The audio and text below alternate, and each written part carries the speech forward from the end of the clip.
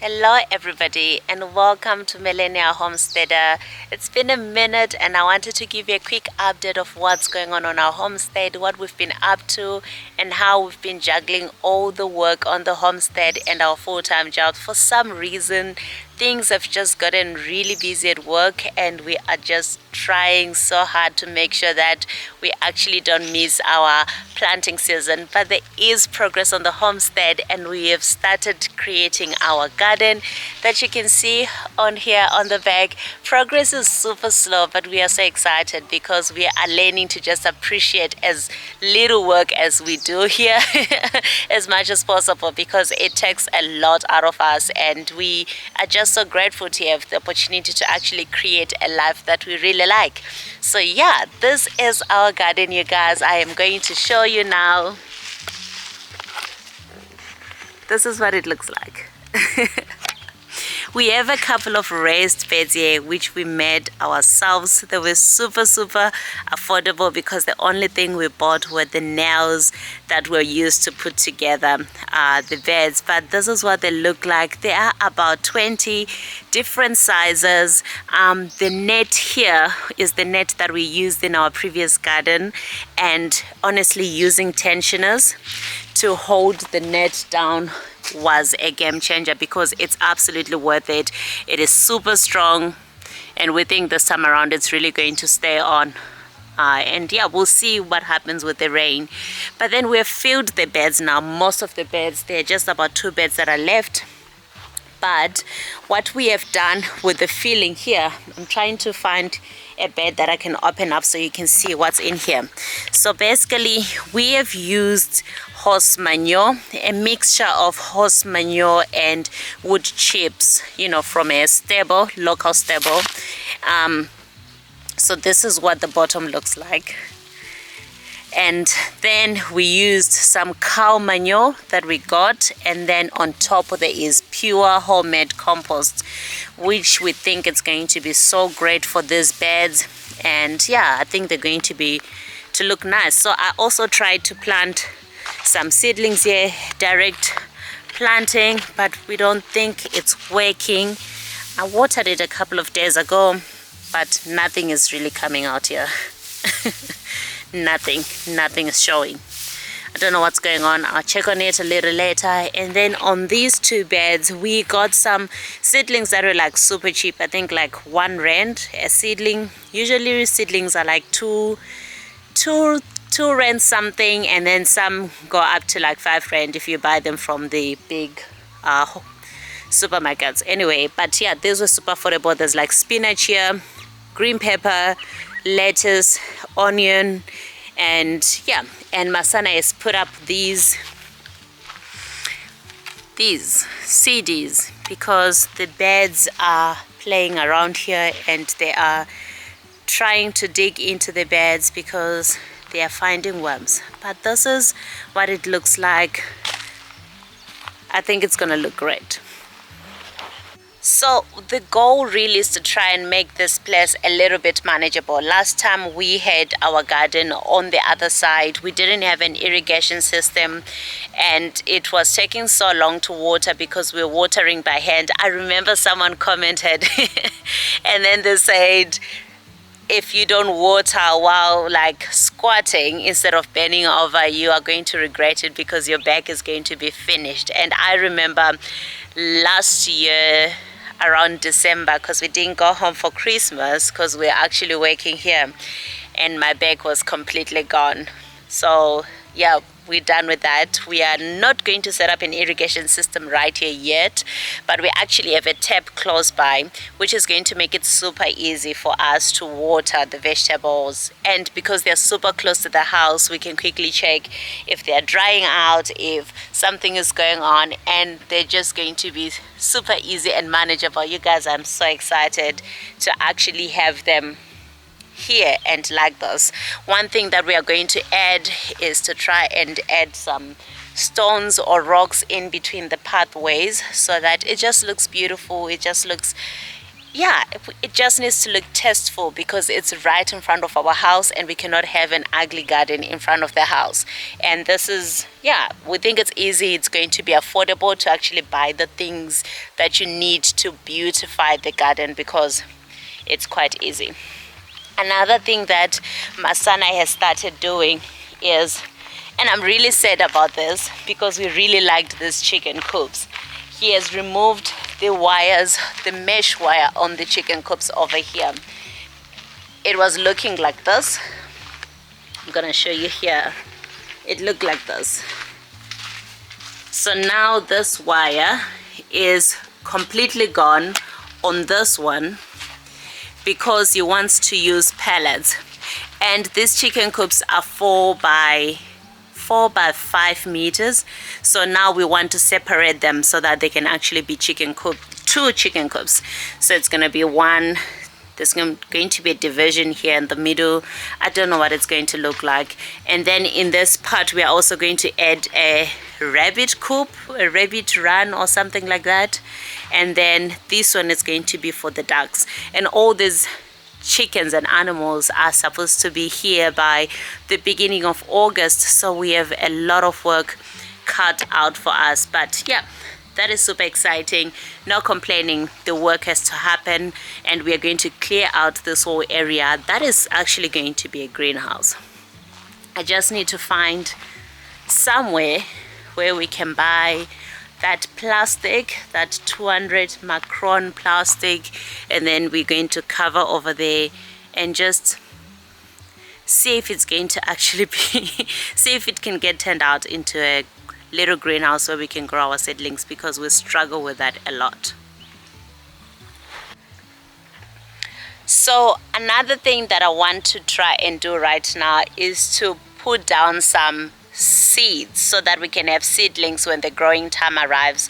So we want to have all our seeds ready by the end of July so that we have a proper spring garden. But I'm not sure if I should start the seeds in normal soil with compost or whatever stuff that we've used in our garden, or if I should use the cocoa peat and all the other stuff, because we are starting to realize that not every seedling mix actually works when you want to grow your seeds. So we want to try out different methods and see what actually works. So I'm going to put down some seeds on here on those beds and see if they're going to come out. And then I'm going to put some seeds in proper seedling trays and see how they turn out. But yeah, honestly, we're not holding our breath. I think if we fail, we're not going to be disappointed with it, because we know we'll just go and buy seeds and then seedlings, and then we'll put them down here and hopefully it'll work out. At the end of the day, it's going to be food that would have grown, food that we know where it's really coming from. And yeah, so let's do the seeds while we have a quick chit chat and then we see how that goes.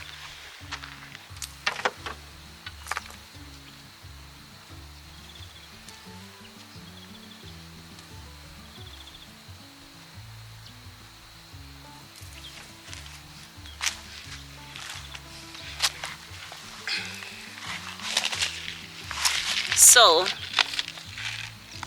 I want to put down some flowers, because the last time we learned that with all the mistakes that we were making, we realized that there's nothing more important than diversifying your garden, your vegetables. So flowers are like an integral part of the garden. And the nice thing is with flowers, it's going to make your garden look very beautiful. But yeah, so we chose some water-wise flowers for now. So this is African daisy, and this one is called Ellison poppy, cornflower, and cosmos. This is what it looks like, and they are all written water-wise on here, so I'm assuming they're going to serve. And then marigolds, these are like, this is the queen of the garden, so whatever you grow, just add marigold. And then we have these, now I'm not gonna put this down, black-eyed Susan for now. And then I'm also gonna just put down some borage, because this one we can use it for interplanting with other vegetables. I think the other thing that we've been noticing on the homestead is the fact that if you're actually going to be doing it part-time, when we say part-time, we mean like, you know, if you watch a lot of homesteading channels in America, in Australia, or these other first world countries, a lot of the people are actually doing it full-time, which is really nice, because you really focus on your homestead. You focus on actually making the homestead more sustainable in a sense that you have to make a plan to make sure that it brings you money for you to survive. So they sell all these courses, they sell their vegetables, they sell the animals, they sell all the other things so that it is more sustainable. But here in South Africa, I know there are a couple of people that are doing it, homesteaders that are doing it. They live off their land, but yeah, it's not really, well, for us, not yet, because we definitely have not reached our financial goals. But yeah, so yeah, it's quite difficult, it's quite hard, it's quite sad, because you really want to put in a lot of work onto the homestead so that you can see it come to fruition, because we have actually reached our 1 year on the homestead now in July. But yeah, it doesn't feel like we've actually done so much, because, you know, we've been, for some reason it coincided with us wanting to, like, you know, improve our careers, you know what I mean, like getting the promotions, getting the more responsibilities and so forth. So it made it quite difficult for us to, like, give our homestead 100% as well. So yeah, that's what is happening. We are kind of homesteading part-time, and we are working full-time just to make sure that the homestead keeps going. So hopefully in the near future we'll be able to live off our homestead, man. I think that is definitely the dream, and if you have the opportunity to do it, I think you should. And yeah, so let's see how it goes. I'm just going to put this down, and hopefully they'll come out from here, because yeah, it's been such a struggle. If it doesn't work out, then we're just going to buy the same plants somewhere else. It's unfortunate, because a pack of this is like 20 rands. Buying a seedling is around 2 rands. So you really lose when you don't grow your own seedlings from scratch. I've actually been removing some rocks in the bed, because obviously I don't want them to hinder the progress or the growth of the seeds. But I read somewhere where they say that rocks are some of the best, what do you call it, nutrition fixators in the garden, or something like that, because they break down so slowly. So over time the nutrients keep coming in. So wherever possible, that's what I read, we've never tried it, so wherever possible, put some rocks inside your garden, as some people, as mulch, and then obviously over the years they start breaking down and you keep on having nutrients in your soil. So apparently rocks are good. Let us know if you have tried it, or yeah, what's the story behind that. But yeah, that's what they say. But right now I've tried to remove as much as possible the big stuff, so that we can have, you know, a little bit of a nice smooth area for the seeds to grow. Let's see how it goes. I'm just gonna use my hand.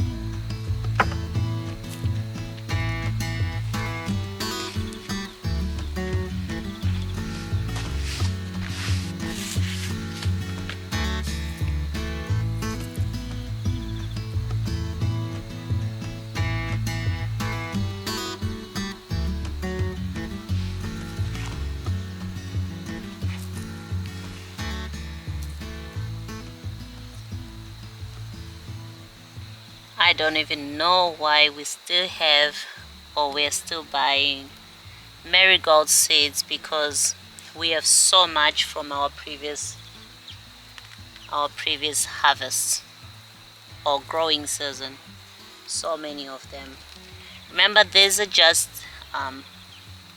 seedlings, so they are going to be transplanted elsewhere. For now, I just want to see if they will actually grow well and be healthy. I know a lot of people say, seedlings don't really need nutrition and all that other stuff, but I remember when a friend of ours told us to use seaweed, the kelp concentrate. The seedlings really did well, which means that they do need a little bit of nutrition. So we'll definitely see how that goes.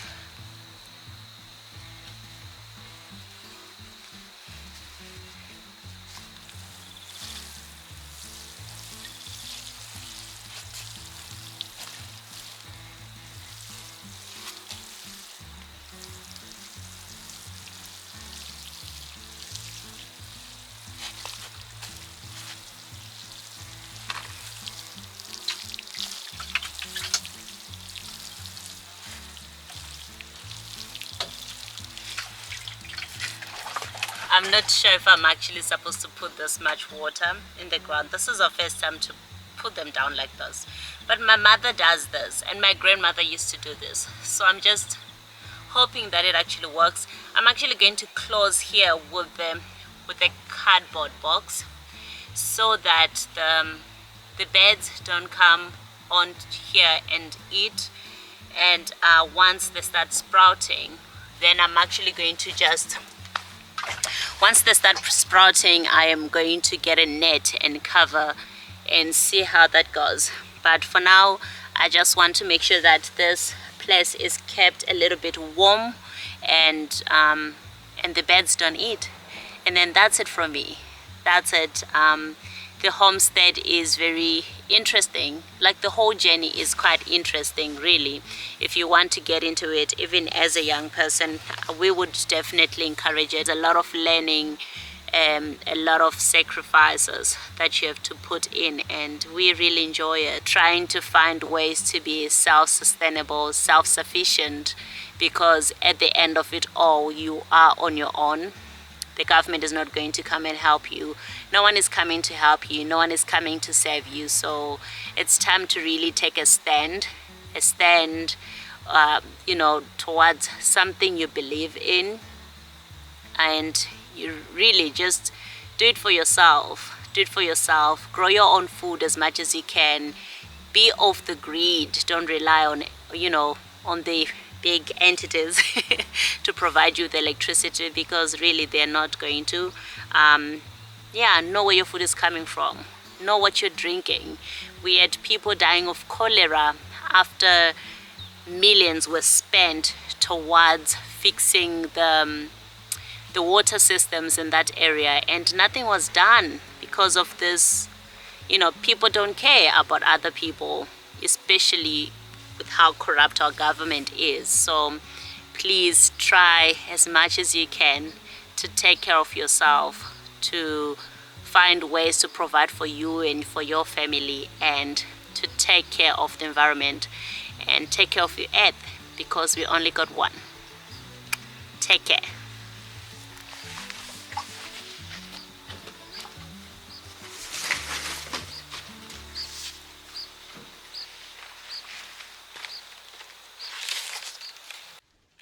As we navigate the delicate balance between work and tending to our dreams, we've learned so much about ourselves and the power of resilience. In this fast-paced world, it's easy to lose sight of what truly matters, but amidst the chaos, we've found solace in the simple beauty of planting new seeds and nurturing their growth. Each day, we strive to become more self-sufficient, embracing the challenges that come our way. This life we have chosen, this dream we are living, it's not always easy, but it's worth every drop of sweat and every tear shed. It's about cherishing the freedom to chart our own path, and living with purpose, savoring the moments that make our souls sing. We're internally grateful for the opportunity to embrace this homesteading life. It's a reminder that dreams do come true when we have the courage to chase them.